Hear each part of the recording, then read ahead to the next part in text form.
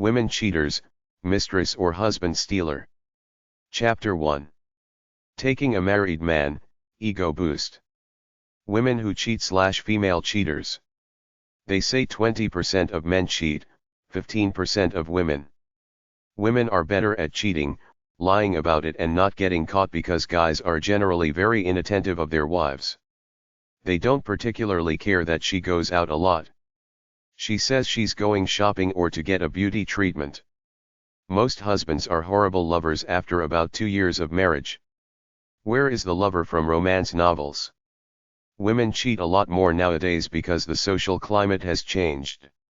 In the old days, they were housewives stuck in the home, expected to be there. Nowadays, they have all the stuff on TV to watch and fantasize about. They are out there working, meeting men and women, and they have the technology of computers, cell phones, etc. to enable them to meet people and communicate easily. Women are more financially independent than before. In the old days, the woman had to obey her husband because he was her meal ticket. Nowadays, the wife and mother is earning her own paycheck too. She knows that if she cheats, all is not lost if she's caught. She can still pay her own way and live on her own if they split up. I think the biggest reason women cheat and stray is that they set standards for themselves as to what love and romance should be, sometimes based erroneously on the crap they see on TV and in magazines, but there is some truth there too. A woman wants to be treated ladylike. If her husband treats her like a redneck, she doesn't have to take it. She can cheat to check out what's out there and then maybe move on later. Most women who cheat have something missing in her marriage. They fill the void by taking a lover. In a survey of cheaters, some of the women felt guilt about it, but most did not. They were happy they did it. Almost all the women said they had much better sex with their lover than with their husband. Great sex bonds a woman emotionally to a man. Most marriages are mundane and stale. Women want romance, excitement, and action. Women are constantly bombarded with advertising appealing to their vanity. Women want to know they can still attract men. It's good for the ego to have an affair. Women feel lonely more than men. Affairs often fill up this emotional void. Affairs are fun and curious. They add spice to a dull life. Some women are angry at their husbands and cheat to get back at them. With the shows on TV which have a lot of adultery in them, with adultery treated as a fun, harmless thing, a lot of girls feel left out and want some of that action. There is a secret thrill that goes with cheating. It's fun, you're getting away with it. You're being a temptress, a seducer, a lover, etc. Many of the women who cheat don't want to hurt their husbands, but they say by the time they got to the point of cheating, they felt the marriage was over. Still, they feel bad about breaking up the marriage. Ultimately, cheating is good in the sense that it clears your head as to where you're at. Are you in the marriage or not? Cheating will set you straight on the issue. There's a movie called Innocence from 2000 about a woman who is married for 45 years to a generic guy, then finds a sensitive, caring guy. Never take anything for granted like her husband did. Can some bitch steal your man? Try to please your husband all the time and he won't cheat unless he is allowed to start out with. Healthy men are always horny.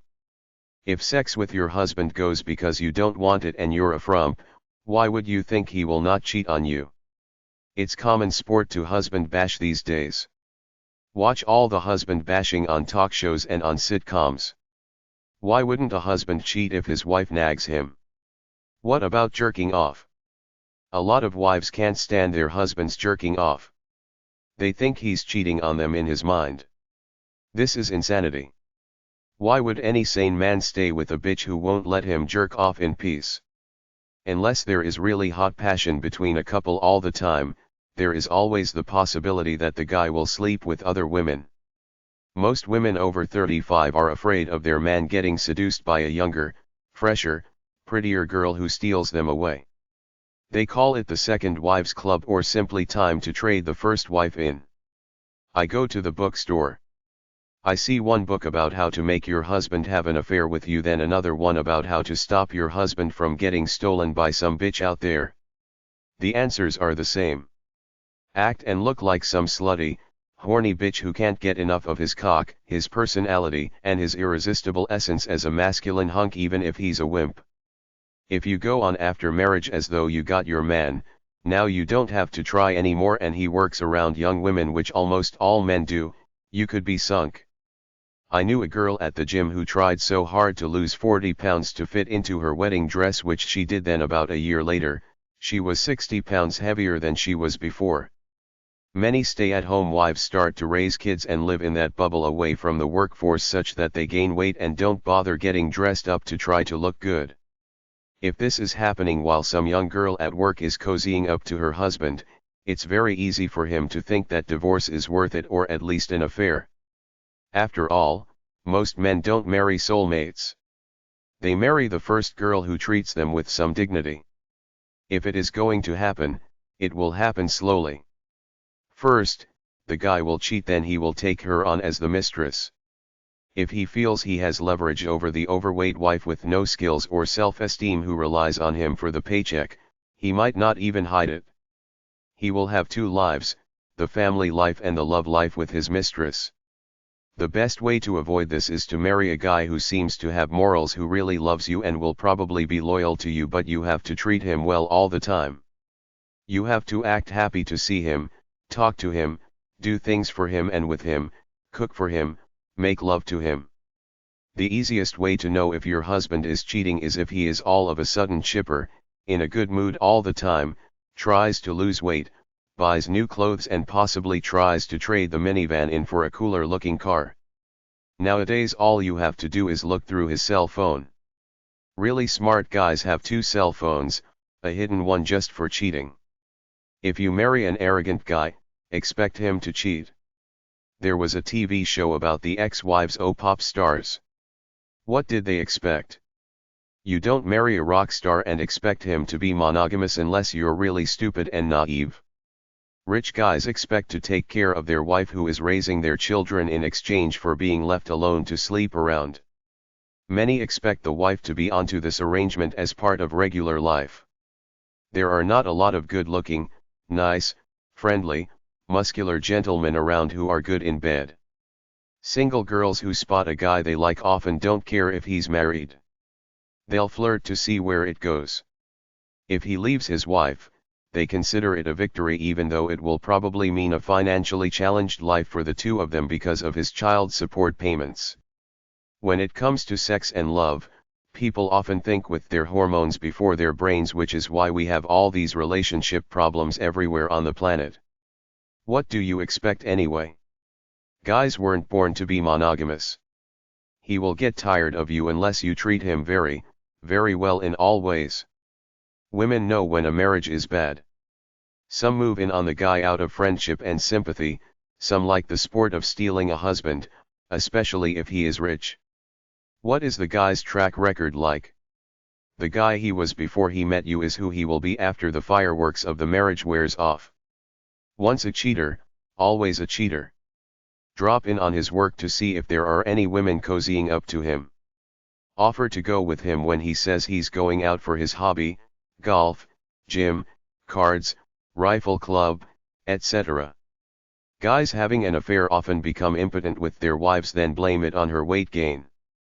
This is a convenient way to avoid having sex with her and save it all for the young one.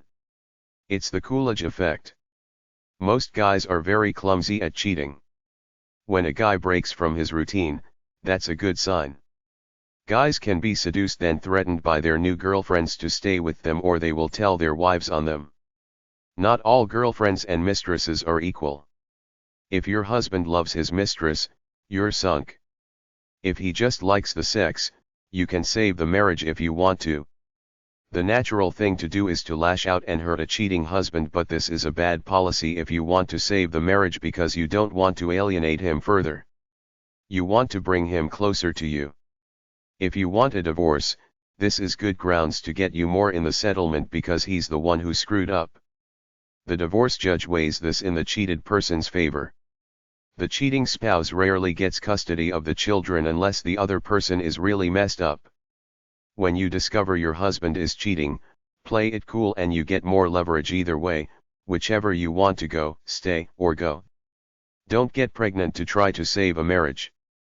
It won't work. Never forget that you are at least partially responsible for an affair if you don't take care of your looks and act lovingly to your husband. If you know he is cheating, no matter what, start protecting your financial position. That is more important than keeping a cheater. Keep your eye on the money regardless of if you're staying or leaving. In the end, the money represents your financial security. It's more important than the marriage, which is why you must position things so that he can't clean it out and take off. Joint accounts are bad for this unless you put a rider on them saying both must sign for the money, but he could forge your signature. Get your name on the deed to the house as a joint owner so he can't just kick you out. If you stay in a marriage after infidelity, the marriage changes. He has to act like a whipped puppy for a while. You have to show that you're willing to open up again. The best way to stay romantic is to always act like newlyweds. Is there such a thing as unconditional love in modern Western marriages? I think pop culture and capitalism have made us all selfish bitches and bastards. At least try to act like you care about your spouse's feelings. How can you be erotic, exciting and sexy? Read this book and try a few different things in it.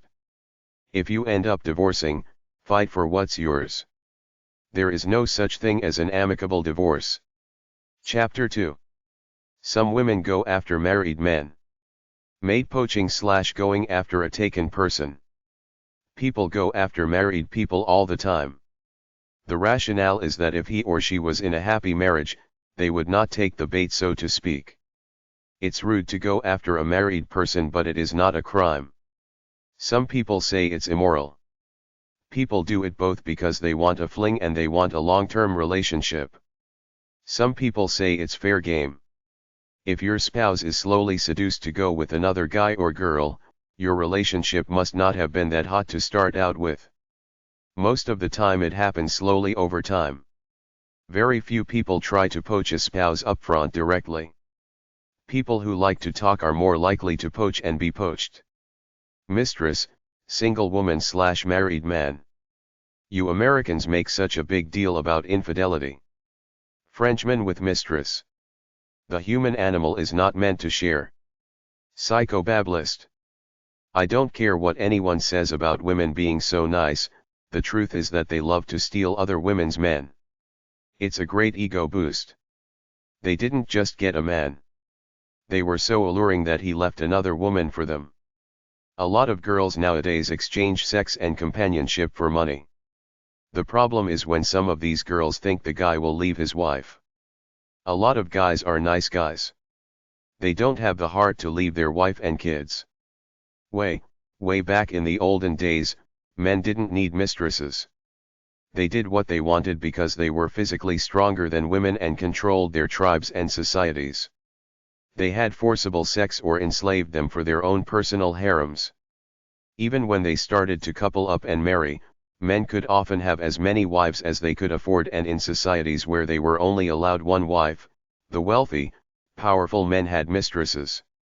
Basically, there are two types of extramarital affairs. 1. The straight sexual affairs. 2. The longer affairs with an emotional component where the woman becomes the guy's mistress. Based on a documentary I saw, women in society throughout history have been traditionally powerless except for their ability to marry a powerful, wealthy man or become his mistress. A mistress is someone who has a long-term relationship with a guy while he's married, as opposed to a short casual encounter. Think of it as a guy's alternative wives. If he's got the money, power, or charm, then it's accepted in most cultures of the world. Feminism has barely put a dent into this phenomena. This documentary first referred to Cleopatra seducing Caesar, then Mark Antony to get what she wanted, then moved on to Madame Jean Antoinette de Pompadour, Louis XV of France's mistress. There was Nell Gwyn and Charles II of England as described in the book Nellie by Graham Hopkins, Charles Dickens with Nellie Turman, Thomas Jefferson with his Negro servant Sally Heming. Percy Shelley, the writer, played both ends, lying to both his wife Harriet and Mistress Mary, needing his wife for money and Mary for love. Percy abandoned the pregnant Harriet, who drowned herself, and married Mary, who realized that now that she was Percy's wife, he was cheating on her. She felt guilty for what her actions had caused Harriet to do. Emma Hamilton was another who first married a prominent diplomat, then, with his encouragement to get favor for himself, went after a bigger fish in the form of the great British Admiral, Lord Horatio Nelson, as told in the book Beloved Emma by Flora Fraser. Unfortunately, both of her lovers died, leaving her rather destitute. There was Picasso with his mistresses, namely Mary Turgar. Then when she got pregnant and gave birth, he focused his attention on Nora Lamar, as shown in his artwork. Thomas Jefferson had sexual relations with some of his slaves, like his beloved Phoebe. There are lots of cases in the historical record of aging artists and geniuses taking on younger lovers while still married, because these young mistresses keep them inspired about their lives. William Randolph Hearst was taken by a young showgirl, Marion Davies, who he fell in love with and turned into a movie star, starring in 40 or so films, using his newspapers to build up her image. She was parodied in the film Citizen Kane as the talentless opera singer, which was a thinly veiled biography of Hearst's life as an unhappy, unfulfilled tycoon despite all of his wealth and power, making the top of some lists as the best movie of all time. An interesting book on the subject is David Nassau's The Chief, The Life of W.M. Randolph Hearst. Franklin Roosevelt, ex-American president, had an affair with Lucy Mercer, which Eleanor confronted him with. This documentary discussed Yoko Ono pushing May Pang onto John Lennon to try to save her marriage, since she wasn't giving it to John and he needed sex one way or another. Yoko wanted it this way: no sex with John, just the friendship. Of course, there's Prince Charles with Camilla, with Diana's famous line in an interview, "There were 3 of us in the marriage." They did a bit on Jennifer Flowers with Slick Willie ex-President Bill Clinton, which Hillary knew about but tolerated because of her own ambitions. A few others that you could look up on search engines if you want are: Anna Karenina, character in Leo Tolstoy's novel of the same name; Emma Bovary, character in Gustave Flaubert's novel Madame Bovary; Jean du Barry, Claire Clairmont, Coco Chanel, Countess Teresa Guiccioli, Fidel Castro and Celia Sanchez, Maria Callas and Aristotle Onassis, Diane de Poitiers, Dwight D. Eisenhower and Kay Summersby.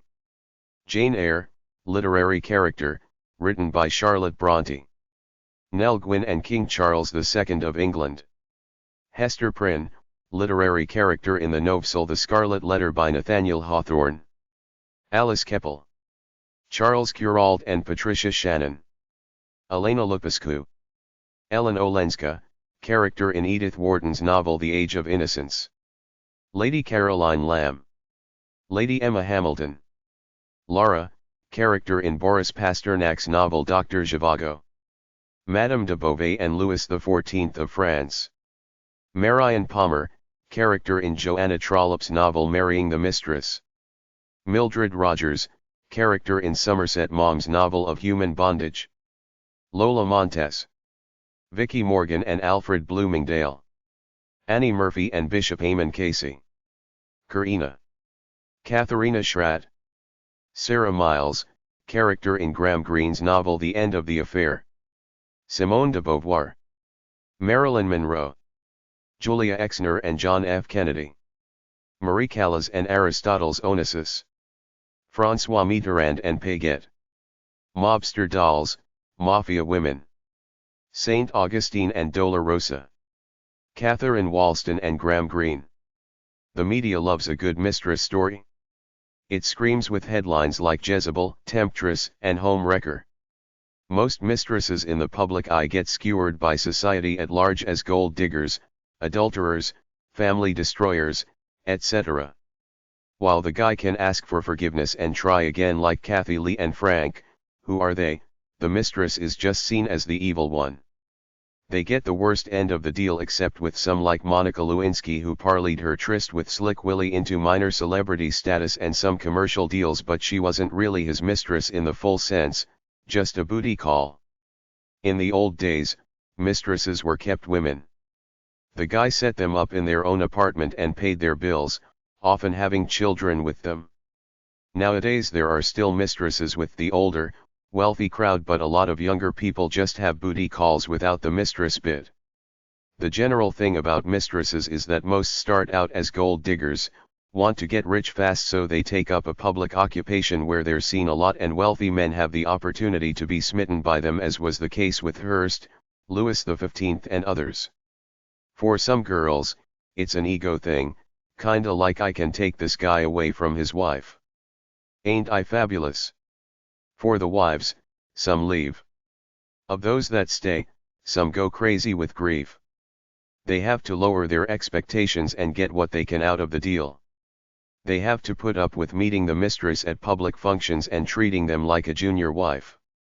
If you stay, go out and get your own guy on the side. It's kind of like an open marriage in one way. The guy can't protest if the wife finds a lover because he's doing it too. In another way, it's a polygamous relationship, one guy with 2 or more wives, no big deal. Some wives and mistresses even become friends. With all the problems in the world, it's not a big deal. It's just the negative perception society has of the concept of sharing love and / or a relationship with one guy. Some women are jealous, but some don't mind coexisting with another lover of their mate. The truth is that human beings are capable of having several lovers or spouses all at the same time, and capable of sharing a lover if they want to. The guy usually treats his mistress well financially and emotionally for a while, but doesn't feel bound nor obligated to her. But many of these women are different. They either grow to love the guy or want more, and often try to snare him deeper by having a child. The violence and abuse between men and their mistresses is there, but more common is the kiss and tell syndrome. The mistress realizes she can't have him, so she squeals to the wife to try to break up the family or reap as much havoc as she can to get revenge on the guy as the jilted lover. There are many girls out there who want to go out with married men for the hassle-free sex, for the ego thrill to steal a guy from another girl or to be wooed by him and get presents. There are many professional mistresses around. The wealthy married guy pays for the girl's apartment and her bills and uses it as a second hangout for him. Some women like it, but I've seen some psychobablists on talk shows say the girl is angry at men, using them and trying to get back at them for earlier failed relationships, but it's a two-way street. The men are using the girls too, so that's generally what it comes down to, two people using each other for sex, minor comfort, and for the presents the guy buys her. All girls think they're extra special, so a single girl with a married guy thinks the guy will leave his wife, but there's a good chance he won't, that he will use her for a while then bail. If you're in an impossible love affair with a married man who always tells you he will get a divorce when the time is right and sneaks around with you to the seedy, low-profile places, you're setting yourself up as a sucker. He's got it made, you and his safety net at home. Who needs it? Get out. Some women are deliberate home wreckers because their power over a married man gives them an ego rush. If you're a guy, nobody's naive in the flirting game. Just say no. Be man enough to stand up to a vixen and cut her off. If you're a girl, don't get sucked in by married men. It's hard to love one because he's always sneaking around, and no matter what he tells you, he will almost certainly never leave his wife to be with you, so, in the end, you will end up alone and it's a waste of time and everything else. If you go out with a married guy for presents and sex, you're fine, but if you want love, forget it. A married man will treat you very special because you're his gem, but don't assume that he will leave his wife, because 99% of the time he won't. So the lesson is, don't bother with married men even if they are dreamboats. And if he leaves his wife for you, it will be a worse life than now, because he will be stuck with alimony and child support, plus he will start cheating on you soon enough. If you're a guy with a flame on the side, be aware that at any point in time when she gets mad at you, she can pick up the phone, call your wife, tell her you've been two-timing, and even show up at the divorce hearing on the ex-wife's side to tell them that you were cheating with her. So because you caused the divorce via infidelity, you're held at fault and the judge destroys you financially. Is it worth it? In the old days, women became mistresses for the money part of it, to be taken care of. Nowadays, it's because they want to be loved. They see the wife as a temporary nuisance who will be divorced and they will take her place, not realizing that at that point in time, the guy will take on a new mistress. Remember, women can turn on a dime and scorned bitches want to inflict pain on their former lovers. Don't ever tell your mistress about that $1,000,000 you got hidden away in a safety deposit box in Florida. When you break up, she will call the IRS on you. Many mistresses are now suing men for palimony, child support, and even suing their estates when they die, stating they were a wife even though not legally married. There is a book called A History of Mistresses by Elizabeth Abbott, 1999. It has stories of interesting women who used their beauty and charms to get what they wanted out of men and other stories that are pure love stories. It goes back to my belief in polygamy as better than monogamy. Some of the characters in the book, like Lalo Montez, are pioneer gold diggers, going around seducing all manner of men. This is a book of stories. A lot of women would like this book. Don Sova has written a book called The Encyclopedia of Mistresses. Try hashtag 306.742 or HQ806 at the library. The third wheel, he probably won't leave his wife. I think the married man is much maligned. It isn't his wife who doesn't understand him. She understands him perfectly. It's his girlfriend. And what she doesn't understand is how come he doesn't get a divorce. It's simple. He doesn't want one. Because of the children, because of the community property, and because in many cases he doesn't really dislike his wife. He may be tired of her and tired of her understanding him perfectly, but basically they are pretty good friends. To be fair, probably every married man, and woman, has thought of divorce, and perhaps seriously enough to say what if to an attorney. But between the thought and the final decree lies an area as broad, stormy, and unavigable as the Straits of Magellan. Helen Gurley Brown, from Sex and the Single Girl, 1962. Never get involved with a married man because chances are he won't leave her for you, and if he does, you're unleashing bad karma onto the world. He will leave you when he gets tired of your boring butt or cheat on you too. The biggest myth about cheating is that the third wheel thinks he or she will be the exception and woo this person into monogamy forever, but he will either drop the third wheel, or if he hooks up with her and leaves his wife, he will repeat the process and cheat on the third wheel now that she's his wife. And all you third wheels out there, most men will not end up leaving their wives for you. They will stay with you for a while, then get rid of you. That's the norm, so don't expect to steal a husband away from someone unless you're super special. In general, if the third wheel is a male, he's happy as is and likes the hassle-free sex with the girl he's cheating with, somebody else's wife. If the third wheel is a female, she wants the guy to get a divorce, leave his wife and go with her, so she will try to do things to get the guy caught, like leave a perfume smell in his car, cigarette butts with lipstick on them in the ashtray, her panties in his bedroom, late phone calls at night, etc. She's trying to split the two up, so be wary if you cheat with any girl. She probably wants you to split up and be with her. There aren't home wreckers, the guys lie. Most mistresses are not out to wreck a marriage. They are lied to and seduced by married guys who say they're separated or getting a divorce when they're not. These girls think they have a chance of marrying this guy, then when the guy double crosses them by sticking with his wife, they feel used and lash back. Any woman who has been in a long-term relationship or marriage is a dunce if she doesn't know when her husband is having an affair. Many do, but continue on, conveniently ignore it because they don't love their husband but love the comfortable lifestyle. The mistress is their trump card that they use when they want to blackmail their husband or want a divorce. Some married women like the mistress because it frees them from having sex with a husband they're not particularly attracted to. The mistress is the scapegoat for poor marriages. A lot of women want to keep their meal ticket even if he cheats.